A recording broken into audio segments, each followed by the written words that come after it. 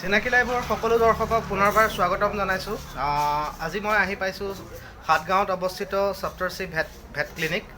ইয়াতে অহা 16 তাৰিখৰ পৰা অৰ্থাৎ ডিচেম্বৰৰ 16 তাৰিখৰ পৰা হ'বলৈ গৈ আছে এটা বিনামূলীয়া ভেট কেম্প, য'ত আপোনালোকৰ পোহনীয়া জন্তু যদি কিবা আছে, কুকুৰ বা মেকুৰী, ইয়াতে লৈ আহিব পাৰিব। ইয়াতে ফ্ৰী ট্ৰিটমেণ্ট কৰাব পাৰিব আৰু যদি ভেকচিন দিব লগা আছে ভেকচিনটো ফ্ৰীকৈ দিয়াব পাৰিব। ইয়াতে ফ্ৰী ভেকচিনেশ্যন কৰা হ'ব।